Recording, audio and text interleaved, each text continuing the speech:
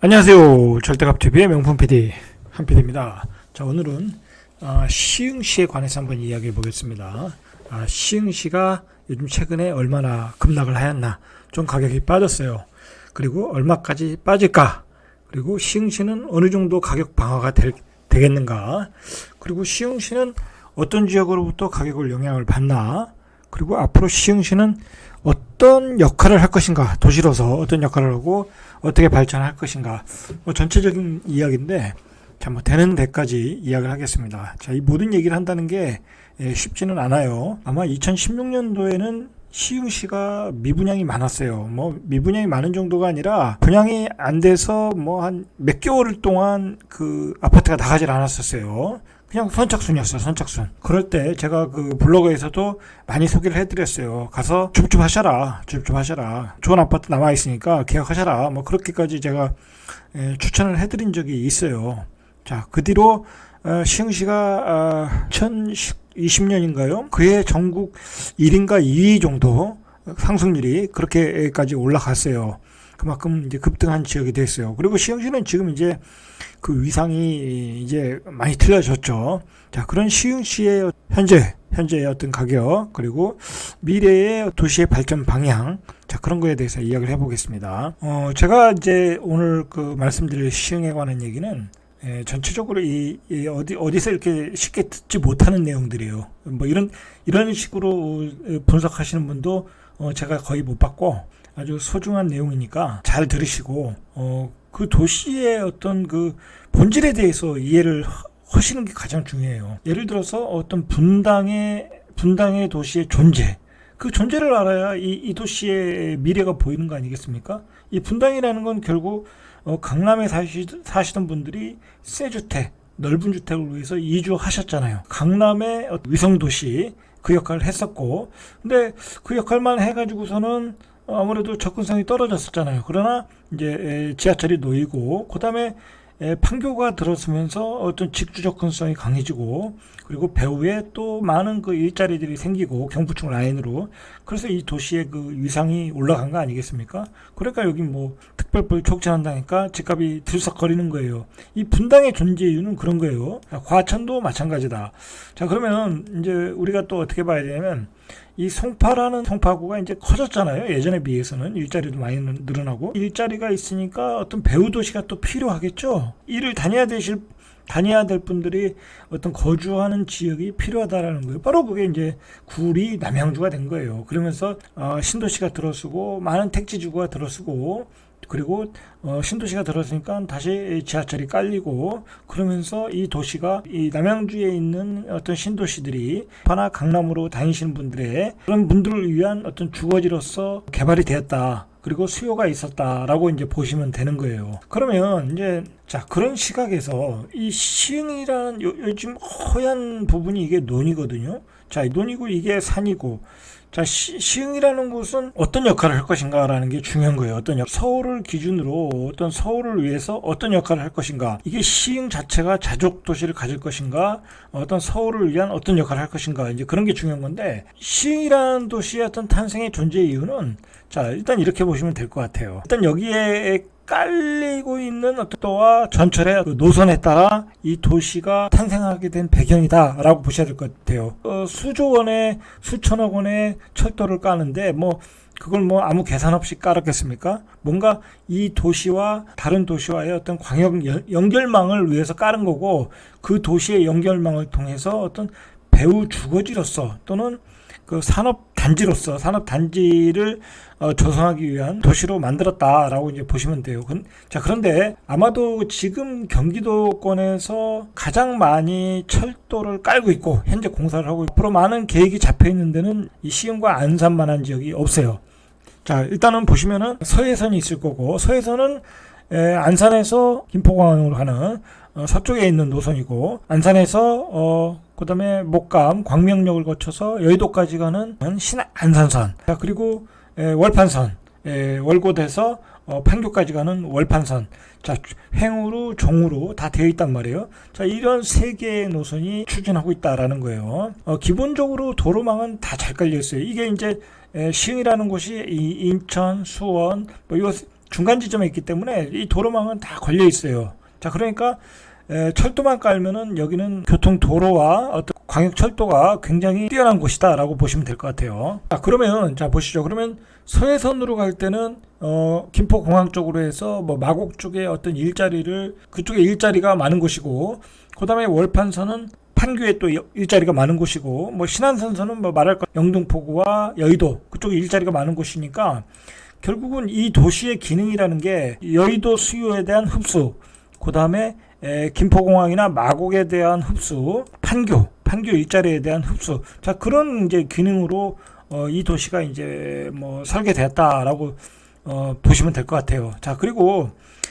보시면 또 중요한 게 뭐냐면 이 시흥이라는 도시가 이 구로구에 가깝거든요. 영등포구 구로구에 가깝단 말이에요. 그런데 이 구로구도 이 가산 디지털 밸리 뭐 그런 그 일자리들이 많거든요. 이쪽도 이 영등포도 마찬가지고, 이쪽에서 계속 그 어떤 인구들이 밀려 나온단 말이에요. 밀려 나오니까 이 은계라는 지역이 만들어졌고, 자, 은계가 만들어졌고, 그 다음에 목감이 만들어졌고, 자, 그 다음에 이제 백옥까지 만들어진 건데, 그 다음에 이제 시흥시청이 만들어졌고, 결국은 이제 이 영등포구, 구로구에 대한 그 주택 수요의 흡수하는 역할을 시흥시가 했다라고 보시면 돼요. 그러니까 제가 이제 이렇게 좀 장황하게 설명을 했는데, 자, 보시면은 결국은 시흥이라는 곳은 철도만 가지고 봐도 김포공항이나 마곡, 그 다음에 영등포구, 영등포구, 여의도에 대한 흡수, 그 다음에 판교에 대한 흡수, 자, 그런 지역으로 기본적으로 성장할 수도 있고, 자, 그 다음에 중요한 거는 이 구로구나 이런 지역들은 여기서 이제 차로도 접근성이 좋잖아요. 자동차로도 접근성이 좋기 때문에 결국은 이런 밑으로 이 구로구에서 어떤 흡수하지 못하는 수요들을 이 지역에서 흡수할 수밖에 없다라는 거예요. 택지를 마련했다라고 보시면 될 것 같아요. 결국 그런 차원에서 이제 만들어진 게 어떤 광명 시흥 신도시 아니겠습니까? 그래서 여기다 커다랗게 신도시를 하나 만들고 광명 테크노밸리를 만들지 않겠습니까? 자, 그런 아주 큰 기능을 하고 시흥이라는 시는, 자, 그리고 중요한 거는 뭐냐면 시흥시의 또 강점이 뭐냐면 이러한 그 뭐 서쪽으로 뭐 영등포구, 구로구 이러한 그 수요도 흡수하지만 이 강남으로 출퇴근하는 수요도 흡수 가능하다라는 거예요. 그러니까 어떻게 보면 쉽게 보면 이게 시흥이라는 도시는 이게 딱 중간에 있잖아요. 서쪽으로 보면 이 평촌, 그 다음에 송도 이 중간에 있다 보니까 입지가 좋아요. 그래가지고 어떤 그 올라운드 플레이어, 그러니까 서울의 많은 지역의 수요를 흡수할 수 있는 지역이다.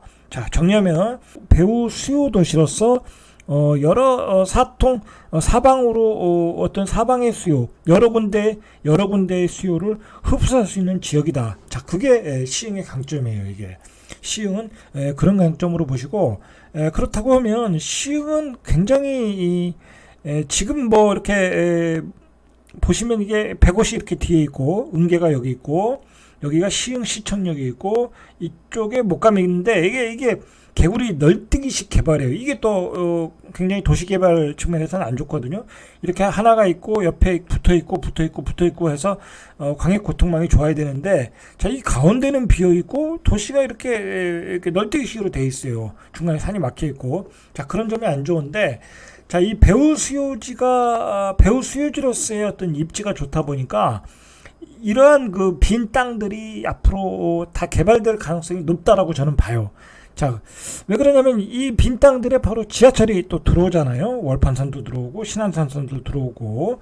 자, 그리고 실제로 시흥시청역이 여기 지금 개발되고 있고, 이쪽에 하중역이라고 들어오는데 여기도 또 택지지구 지정했잖아요. 그죠? 지정했고, 결국은 이게 뭐 중간에 이제 어떤 역이 들어서면 뭐 이런 지역들이 대부분의 지역들이 개발이 될 것이다. 뭐 이제 아무래도 광명 시흥 신도시가 있으니까 어떤 순차적으로 개발이 될 것이라고 이제 보는데, 또 시흥시의 어떤 강점이 뭐냐면 뭐랄까요? 자족 도시의 기능이 충분하다라는 거야. 그죠? 자, 백오 신도시라는 데가 있는데, 자, 시화단지가 있고, 앞에 송도도 있고, 자, 송도로 출퇴근할 수 있는 가능하잖아요. 그리고 여기 남동공단도 있고, 자, 그러니까 직주 접근이 가능하다. 아니, 자족도시의 기능도 있다. 지금 가장 취약한 게 이제 그거잖아요. 시흥은 서울의 배드타운이라는 성격이 있는데 현재 꼭 그렇지만 않다. 뭐 시흥시청역에서도 분명히 여기 다닐 수도 있고 시아공단에. 자, 그리고 여기에 광명 테크노밸리가 들어요. 광명 시흥 테크노밸리가 들어서요. 그러니까 여기도 굉장히 많은 일자리가 들어선다는 거죠. 그리고 앞으로도 지하철이 많이 들어서면 또 많은 공단들이, 기업들이 들어올 가능성이 있고, 자, 그리고 중요한 거는 뭐냐면, 시흥은 자족의 기능도 있고, 그 다음에 서울의 배드타운으로서의 기능도 포괄적으로 넓은 지역을 포함하고 있고, 자, 그런 점에서 좋다라고 보시면 될 것 같아요. 자, 시흥의 그 미래는 그런 점에서 굉장히 밝은 편이다라고 보시면 돼요. 자, 그러면 그 최근에 시흥시의 일단 거래 상황을 보시죠. 자, 보시면 한 1억에서 1억 5천 정도 빠졌다. 자, 그 정도 빠졌다 보시면 돼요. 다른 지역에 비해서는 하락 중이다라고 보셔야 돼요. 결국은 다른 지역에 영향을 받을 수밖에 없어요. 제가 이제 계속해서 이야기하지만 지금 전국적으로 집값이 올라가는 것은 일기 신도시와 강남뿐이다. 결국은 이 시흥도 영향을 받을 수밖에 없다. 그러나 시흥도 호재가 많은 곳은 덜 빠지고 있다. 자, 그렇게 보시고, 자, 그러면 이제 우리가 어디까지 오늘 가야 되냐면 얼마까지 빠질 것이냐, 이제 그건데, 시흥도 결국 시흥 자체만으로 가격이 형성되질 않아요. 그렇기 때문에 결국은 전체적으로 예를 들어서 송도가 빠진다든지 뭐 부천이 빠진다든지 광명시가 빠진다든지 구로구의 집값이 빠지면 여기도 영향을 받을 수밖에 없어요. 그래도 많이 빠진 백옷부터 한번 보시죠. 이제 백옷은 아무래도 은계지구나 그다음에 시흥 시청역 목감보다는 어떤 변동성이 커요. 왜 변동성이 크냐면 여기가 다른 지역보다 늦게 올랐고 가장 많이 올랐어요. 이 상승률이 컸다라는 거죠. 가격이 제일 높다라는 건 아니고. 자, 일단 보시면은 역시 이게 백오대에서 이 아파트가 대장 아파트예요. 이게 공원도 좋고 그다음에 바다도 보이고 상권도 좋고 그다음에 오이도역도 비교적 가깝고 여기서 자, 이게 바다가 보이는 그 뷰가 아파트가 제가 알기로는 10억을 찍었어요. 2021년 9월 14일에 10억 딱 하나 찍었어요. 자, 그 전에 9억 3천 하나 찍었죠. 자, 9억 3천. 그 전에 8억 9천. 15을 두 개 찍었네요. 29층, 31층. 제가 항상 얘기하지만, 이렇게 그 최고점에서의 거래는 두세 건. 여기는 그래도 많은 편이에요. 하나, 둘, 셋. 한 세 건 정도. 9억에서 10억 사이니까 한 3건 정도 찍었어요. 결국은 3건밖에 안 찍었어요. 결국은 그래서 이게 가격에 거래 없이 올라간 것은 거래 없이 떨어질 수 있다라는 거야.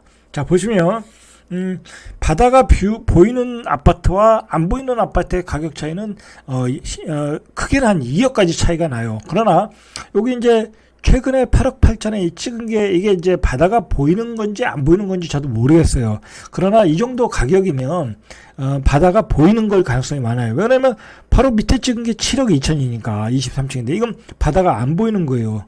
자, 그러면 이거는 아마도 한 1억 정도 떨어졌을 거다라고 보는 거예요. 바다가 안 보이는 그 층을 비교해보면 한 1억 정도 가격이 떨어졌다. 자, 바다가 보이는 것도 한 1억 2천 정도 떨어졌다. 다른 지역은 2억 3억씩 떨어지는데 여기는 한 1억 2천 정도 떨어졌죠. 자, 문제는 여기도 거래가 좀 잘 안 돼요. 거래가 잘 안 된다. 그러니까 아직도 가격은 하락 중이다라고 보셔야 되겠죠. 자, 그 바로 옆에 단지, 똑같은 단지예요. 자, 여기도 10억을 찍었어요. 똑같이. 자, 그 뒤로 8억 7천. 자, 역시 한 1억 4천 정도 빠졌어요. 비발디 캠퍼스. 자, 여기 한번 보시죠. 여기를 보시면 이제 또 가격 하락폭이 2층인데 7억 5천. 자, 요게 이제 잘 나갈 때 한 8억 2천. 자, 그러니까 한 5천 정도 빠졌다. 라고 보시면 되겠죠. 요 정도 가격대에서는 5천 정도 빠졌다. 자, 마찬가지예요. 여기서도 보면 여기 한신 아파트 보시죠. 여기도 이제 인기 아파트인데 자, 여기도 최근에 찍은 게 6억 7천 8백. 자, 이게 한참 잘 나갈 때는 얼마 찍었네요. 8억 4천까지 찍었네요. 자, 이것도 전면동이냐 아니냐 뭐 그런 차이도 있겠죠. 자, 일단은 8억 4천이면 이게 한 1억 6천 정도, 그 정도 빠졌다고 봐야 되죠. 전에 8억에 찍은 게 있으니까. 자, 1억 2천 정도 빠졌다. 자, 그리고 거래는 잘 안 된다. 자, 이 정도, 이게 이제 요즘 시흥시의 분위기예요. 이게 뭐 더 많이 한 번 더 여기 SK뷰도 찍어보죠. 여기도 인기 아파트인데, 자, 여기도 최고가가 거의 9억 후반대까지 찍은 거로 알거든요. 여기 9억 9,500, 9억 4,500. 자, 역시 최고가는 거래가 많지 않아요. 여기도 바다가 보이냐 안 보이냐에 따라 차이가 있어요. 자, 여기도 보면 8억 5천, 이게 아마 바다가 보이는 거겠죠. 그러면 여기도 한 1억에서 1억 5천 정도 빠진 거예요. 1억에서 1억 5천 정도 빠졌다. 자, 그렇게 보시면 되겠죠. 자, 여기 100옷은 1억에서 1억 5천 정도 빠졌다. 이제 여기 이제 100옷 대교를 추진하고 있는데, 뭐 환경평가 때문에 좀 진전이 안 되고 있는데, 뭐 결국은 되리라고 보는데, 자, 뭐 이렇게 가든 송도 출퇴근은 가능한 거니까. 자, 이 100옷은 이게 여기가 아주 그 컴팩트하게 잘 만들어진, 자, 신도시니까 굉장히 살기가 좋아요. 여기 공원도 있고, 자, 그 다음에 여기 서울대학교 캠퍼스도 있고, 이 서울대학교에서 운영하는 교육 프로그램도 좋고, 이 상권도 좋고, 자, 월판산이 들어오는 월곤역이잖아요. 자, 월곤역에서 이제 판교까지도 출퇴근이 가능하고, 자, 이제 그런 것들이 이제, 이런 신도시의 어떤 가격 방어를 가능하게 해주는 거예요. 가격 방어를. 자, 이런 월판산이 있고, 앞으로 호재가 있다라는 거죠. 호재가 있다. 그리고 강역교통망이 좋아지고 있고, 자, 그러니까 이런 지역에 예를 들어서 뭐 여기가 지금 10억 갔다가 지금 한 예를 들어 뭐 바다가 보이는 곳이 이제 지금 8억 8천, 한 1억 2천 떨어졌잖아요. 그러면 뭐 이거는 7자가 보이면 뭐 바닥이 아닐까, 뭐 이제 그렇게 저는 생각을 해요. 바다가 보이는 층을 기준으로 해서 한 7자 정도가 보이면 뭐 바닥이 아닐까. 예를 들어서 바다가 안 보이는 곳은 6자 초반, 6자 초반, 뭐 그 정도면 바닥이 아닐까, 그렇게 생각이 들어요. 자, 여기가 이제 시흥 시청역 그 트리플 역세권이에요. 월판선 지나가죠, 신안산선 지나가죠, 그 다음에 서해선이 들어가죠. 그러니까 여기는 말 그대로 사통팔달이에요. 사통팔달. 아주 위치가 좋은 곳이에요. 자, 여기는 이쪽의 신축은 아직 2년이 안 됐어요. 이 능곡역의 주변에 있는 아파트들. 여기 이제 대장 아파트잖아요. 장현, 제일 풍경채, 그 다음에 금강, 펜트리움, 이런 게 이제 대장 아파트인데, 이런 것들이 아직 거래가 안 됐어요. 그래서 거래가 찍히질 않아요. 보시면 2021년 4월 달에 7억 7천, 뭐 이거는 이제 입주 시즌에 이제 초기에 찍은 거고, 이제 거래가 되질 않아요. 그러니까 앞으로도 뭐 이건 나오면 일단은 호가는 10억 이상 나올 가능성이 높아요. 그러니까 아직 거래를 할 수가 없다. 자, 그러면 이제 거래를 알 수 있는 거는, 자, 이쪽에 있는 구축 아파트를 통해서 우리가 알 수 있어요. 그러면 이 구축 아파트가 가격이 빠지고 있느냐라고 이제 보시면 되겠죠. 2009년산, 이거 10년이 넘었잖아요. 한 12, 13년 된 건데 6억 5천을 찍었어요. 최고가가 6억 9,500. 작년에 6억 9,500이니까 한 5천 정도가 빠졌네요. 5천 정도 빠진 가격에 간신히 하나 거래됐다. 거래는 잘 되질 않아요. 그러나 가격은 빠지고 있다. 고점에서 빠지고 있다. 그렇게 보시면 될 것 같아요. 자, 옆에도 보시면 한 6,500 정도가 빠졌네요. 역시 15년 차 아파트인데 6,500 정도가 빠졌다. 자, 구축은 빠지고 있다라고 보시면 될 것 같아요. 자, 여기 한번 보시죠. 자, 이것도 14년 차 6억 9천. 자, 이거는 한 7억 8백이니까 뭐 한 2천 정도 빠졌다. 그러나 거래는 되진 않고 있다. 자, 여기는 그래도 어느 정도 가격 방어는 될 가능성이 높아요. 여기는 워낙 교통이 호재가 많은 지역이고, 지금 뭐 2025년 한 25년 정도, 글쎄요, 그거는 좀 어려울 것 같고, 어쨌든 앞뒤로 한 2, 3년, 2020 한 7년 정도까지는 뭐 개통이 가능하리라고 보는데, 그때 이제 되면은 여기서 여의도까지 10분이면 충분히 가니까, 그래서 여의도까지 지하철로, 전철로 30분이면 가니까 굉장한 그 수요가 있겠죠. 자, 그런 점에서 여기는 어느 정도 가격 방어는 된다. 그러나 여기도 마찬가지로, 이제 뭐 지금 이제 뭐 예를 들어서 뭐 12억 막 그렇게까지 또 기대할 수 있거든요. 근데 여기도 이제 결국은 뭐냐면, 광명 역세권이 이제 가격이 좌우를 하겠죠. 이제 광명 역세권이 이제 앞쪽에 있는 건데, 자, 여기는 이제 아파트의 가격이, 여기 있는 아파트가 이제 어떤 시흥시청보다는 더 입지가 좋은 곳이니까 이 가격보다는 높을 수는 없는 거잖아요. 자, 보시면 이제 한번 보시죠. 자, 보시면 35평이 지금 거래되는 게 한 13억 3천 정도. 자, 그러면 이제 10억에서 한 11, 2억 뭐 그 사이에 뭐 일단 가격은 형성되지 않겠습니까? 이 가격을 기준으로 보면, 그러면 이 가격이 떨어지면 시흥 시청역의 가격도 이제 밑으로 떨어지겠죠. 이제 그런 기준으로 이제 판단하시면 돼요. 시흥 시청역의 가격은 어떤 광명역세권을 가격을 기준으로 보시면 된다. 그러나 아직은 거래가 되질 않고 있다. 그렇게 보시면 되겠죠. 자, 그다음에 이제 은계지구예요. 이 사실은 처음에 이제 은계지구는 제일 처음에 만들어진 어떤 그 택지지구이잖아요. 거기에 이제 새로운 그 보금자리 주택이 들어서면서 이제 사이즈가 커졌는데, 자, 여기가 위치는 굉장히 좋아요. 입지가. 자, 보시면 이게 다 외곽 순환도로잖아요. 그러니까 기본 순환도로도 좋고 서해선도 생기고, 그다음에 아직은 뭐 가시화된 건 아니지만, 자, 그 은계역을 통해서 광명 역세권으로 연결되는 그런 철도도 지금 뭐 추진 중이고, 이거 철도 계획도 있어요. 위치가 좋다. 그리고 여기서 은계에서 광역버스로 강남 순환고속도로를 타고 강남으로 출퇴하는 것도 그렇게 멀지 않다. 그리고 여기 구로구 뭐 이쪽에 영등포 쪽으로 광역버스나 버스를 이용해서 다니기도 좋고 위치는 좋아요.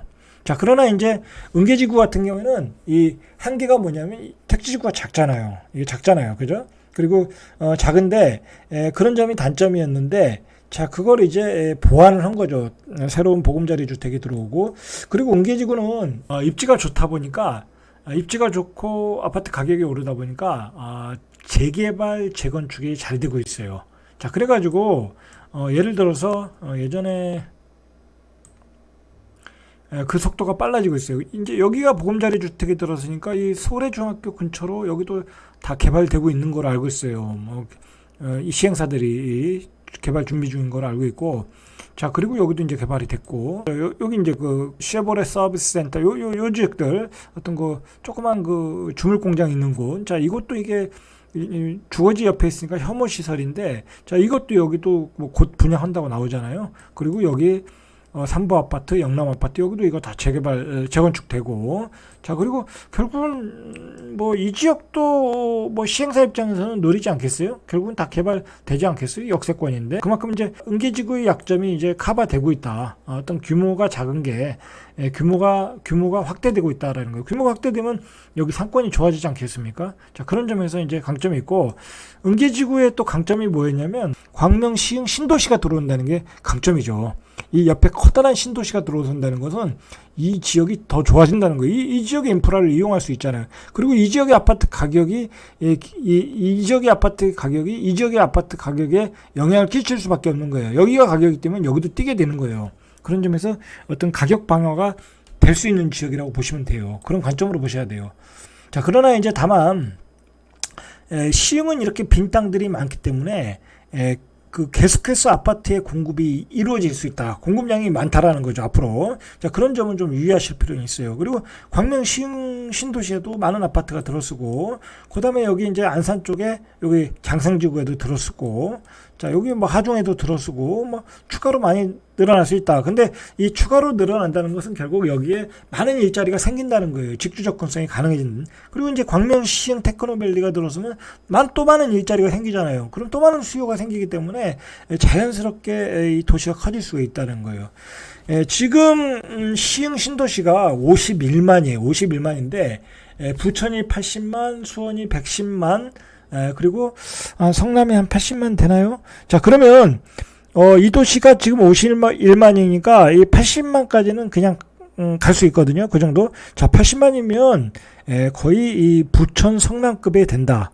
그리고 100만이 가면 고양 신도시급이 된다. 그러니까 이 도시가 앞으로 얼마나 커져갈 수 있는 무궁무진한 발전 가능성이 있는 이 지역이다.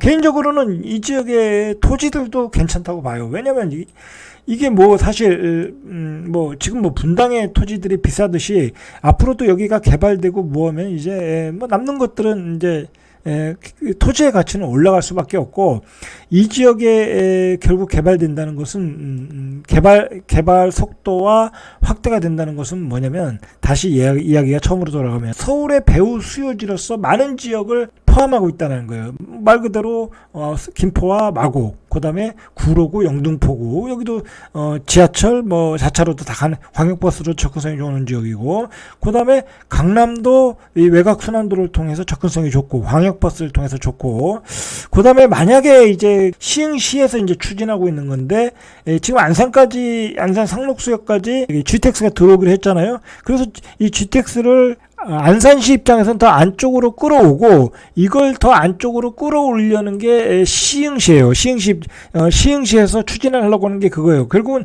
이 오이도역까지 GTX를 끌어들이겠다라는 거잖아요. 이제 그건 될지 안 될지 모르지만 그렇게 추진하고 있다는 거예요. 그러면 여기는 굉장히 이제 많은 주거단지가 생기고, 많은 산업단지가 생기고, 이제 도시가 이제 커져갈 수밖에 없는 거예요. 이 광역철도망이 생기니까. 자, 그런 관점에서 시흥시는 뭐랄까, 앞으로 이 수도권 주변에 남아있는, 아주 남부 쪽에, 수도권 남부 쪽에 남아있는 개발지다. 개발지고 그 속도가 빨라질 수밖에 없다. 이 전철이 다 완성되는 시기, 월판선이 2025년, 신안산선이 뭐 한 2027년, 뭐 서해선은 한 2년 정도면 거의 완성되지 않겠습니까? 뭐 정확한 건 제가 모르겠고. 자, 그 정도 완성되면 당연히 여기는 개발 속도가 빨라질 것이다. 광명시 신도시는 당연히 지금 잘 추진하고 있고, 테크노밸리도 문제없이 추진하고 있고. 자, 그런 관점에서 시흥시를 보시고, 그런 발전 가능성을 보고 어떤 시흥시에 대한 접근을 하시면 될 것 같아요. 물론 그 출퇴근을 하기 위해서 이렇게 산다는 게 지금으로서는 쉽지는 않아요. 쉽진 않다. 그러나 이제 주변에 출퇴근이 가능하다고 하면 이 정주 여건이 좋은 데가 많거든요. 이 백오도 좋고, 시흥시청역도 좋고, 저는 은계도 굉장히 좋다고 봐요. 뭐 그런 점에서 어떤 새로운 택지지구에서 산다는 생각으로 뭐 이주를 하셔도 괜찮다고 저는 봐요. 자, 오늘은 여기까지. 이상 절대값 TV의 명품 PD 한 PD였습니다.